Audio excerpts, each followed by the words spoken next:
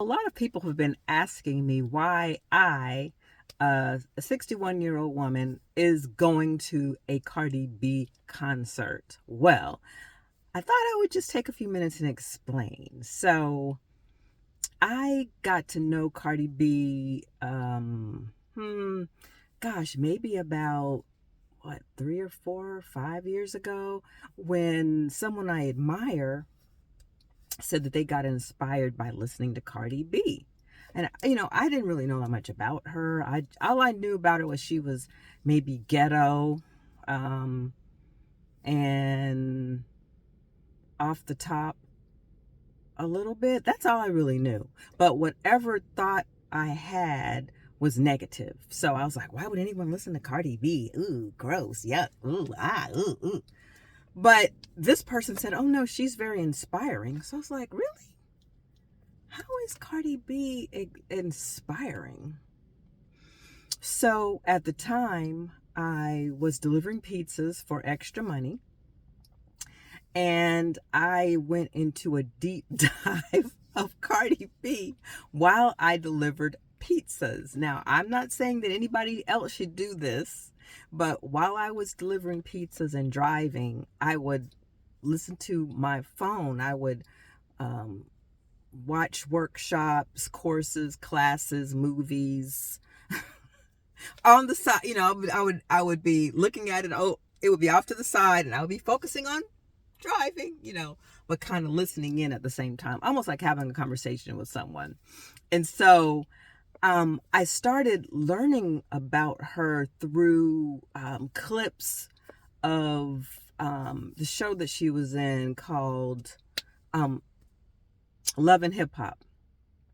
And so I got to know her from Love and Hip Hop. And one thing about Cardi B, she was a person that was authentic in herself. Was what I got from these clips. I mean, sometimes she wasn't fair, like the time when she went after the one guy's girlfriend. I think her name was China or something, and she went off on the girl saying, "You don't like me. You don't like me." And then she said, started repeating, "What is the reason? What is the reason? What is the reason?" When she had in her mind that the reason that China didn't like her was because China knew she was a former stripper, and most of us, a lot of us, we look down on women who used to strip. And she would get into these fights sometimes, but then there were other times when she was pretty much on point, like the time that she just really read that one guy character who was basically having a relationship with these two women, and gave both of them, as she said it, babies, and she was saying, if you just have these women out here looking stupid, and what are they getting out of it? They're just getting out babies and being embarrassed on TV. And he had nothing else to say but talking about her butt shots. And so I guess I kind of fell in love with her then, because she was just this, like she said, I'm a degular girl from the Bronx. And I was like, okay, she's for real. Then I started listening to her music. I actually downloaded Gangsta Bitch Music 1 and 2, I believe. I believe there's 2. And I was like, okay, so from a writer's perspective, she has a very unique voice. And so I can show a comparison of her music to writing, in that she's writing, she's expressing herself with a unique voice, which is similar to what we hope to do as writers, to express ourselves in a unique voice in a way that is authentic to either ourselves or the story that we're trying to tell.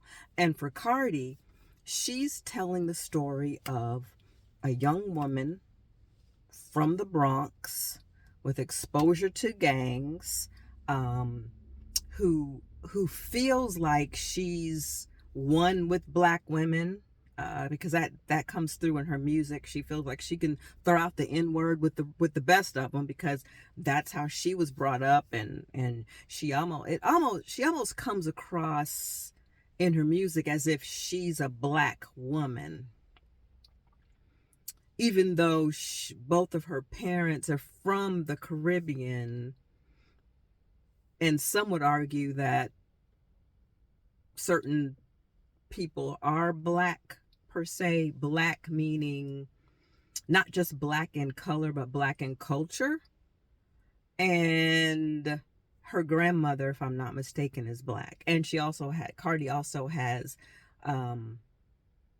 hair that is textured similar to a lot of black people. She prefers black men. So she claims that she's Afro-Latina. I know that there's lots of controversy around that, and she shouldn't have. I'm not even going into all of that. I'm just talking about Cardi expressing her unique voice from her experiences, from being a stripper, from getting over on men, so to speak, because in order to succeed in I guess I'll call it the exotic dancer arts, you have to understand what men want, what they're looking for, and give that to them in order to get money.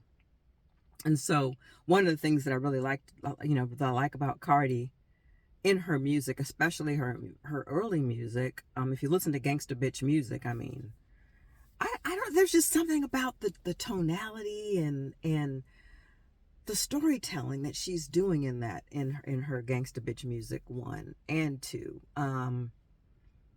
I should have brought the actual discography to this, and maybe I'll do that in another video where I actually mention some of the songs that really resonated for me from Gangsta Bitch music.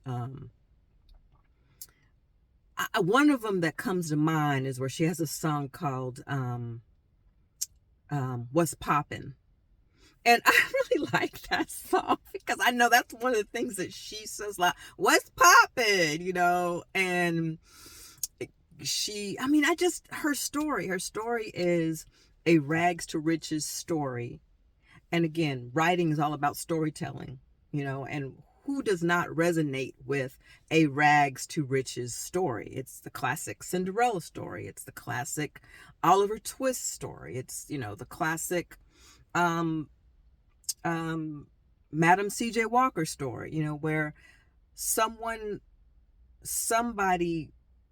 brings themselves up out of the gutter with their own ingenuity and finding a product that appeals to others.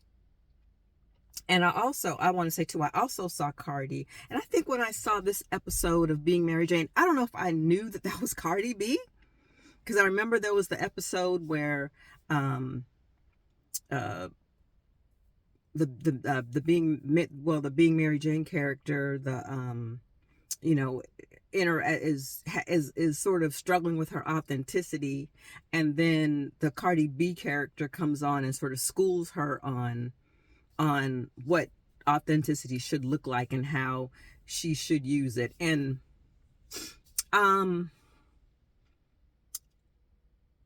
looking back at that character, I don't know if that arc would have ended that way if it was really Cardi, but in the storytelling of it, Cardi goes off on Mary Jane, and Mary Jane comes back, and kind of reads Cardi, and then after she reads Cardi, meaning, when I say reads, meaning tells her off and it's recorded on camera, then the Cardi B character, I believe her name was Mercedes, then turns around and admires her because she read her in such a way that the Cardi B character did not think that she had it in her. I don't know if I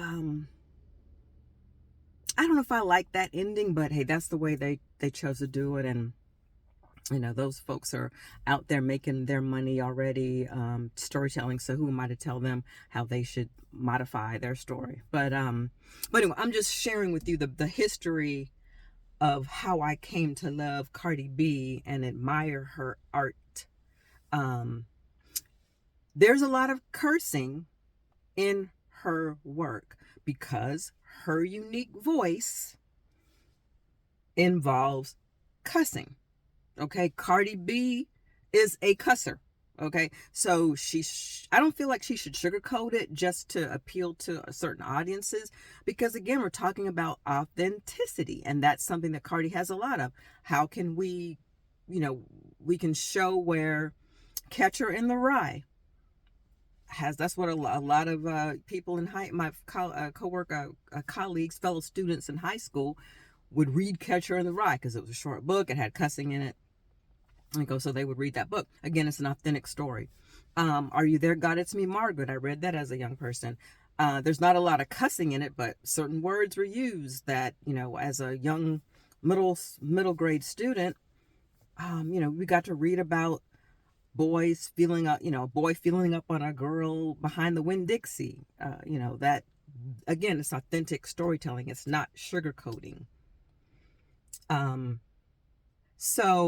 And then when I watched some of the video representations of Cardi's music, I fell in love with that as well. Some of her early videos maybe perhaps weren't as good as they became later, but when you break down Money, and if you were really just to break down the lyric, what do we call those? I call it raps, not lyrics. What do they call raps? Bars. When you break down some of the bars, there's some meat there, when she's talking about what she needs. I need a one of her rhymes is saying, I need cheese for my eggs.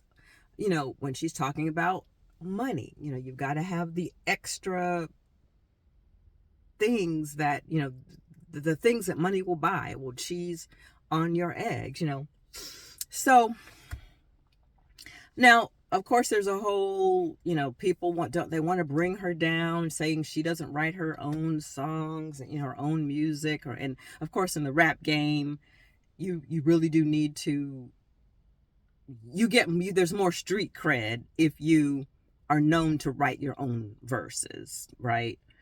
I don't know from the research that I've done if we've got a definitive yay or nay on whether all of Cardi's lyrics are written by her, or even if they are not written by her. I would say that just based on my research, I would surmise that about 85% of her music is written by her, if not 100. Cardi could come on here and say, "Oh, lady, what are you talking about? You don't know. I wrote all of my songs. I write all of my lyrics." But whatever is, well, let me back up. I was having a conversation about this with an actual, what do they call them? Rap heads? No, it's another word, Lord. Not rap heads, but y'all have to tell me what the word is. But I was having a conversation about that. I said, well, Beyonce doesn't write her music. Well, this person doesn't write their music. Tina Turner didn't write her music. Well, but they were saying, well, that's not what, when you're a rapper, you're supposed to write your own music. Well, okay. So maybe she does, maybe she doesn't. I don't know. The church is out on that. But the fact remains that whoever's writing her lyrics, her raps, they are showcasing her unique story. And I just want to encourage you that if you haven't already watched, if you haven't listened to Gangsta Bitch Music, her mixtape, that you do so, because it's raw, it's illuminating, it's an excellent body of work. So I think I want to go on with this, but I think I'm in a few minutes I'm gonna end, and this will be part one of my, as I continue to showcase why I'm going as a 61-year-old woman to the Cardi B concert in Charlotte in April. And this first piece is around the background and why I begin to like her. And as I get ready to end this segment, I also want to say that Cardi, in my mind, is part of this 2000s era of angry black illuminating rapper women. And when I say angry, I don't mean, I don't really want to go into the, angry black woman thing. But and it's not really anger, it's passion. It's passion around their relationships. It's passion around earning their own money, speaking for themselves. It's passion around claiming their sexuality. And I find those things empowering for young women. Now, some would argue that, oh, this isn't good for for girls to latch on to. And it's like, but people, we have had, this is not the beginning of time. What I mean, this is not the first time we've heard of women, men, and others claiming, naming, reframing their sexuality. Hello, Prince. Hello, the original gangster rappers. I could go on and on about that, but I'm going to stop here and say I'm Angela Hagler. I'm a writer. I'm the creator of the Mama's Stories anthology series, helping women to write their mama story one woman at a time.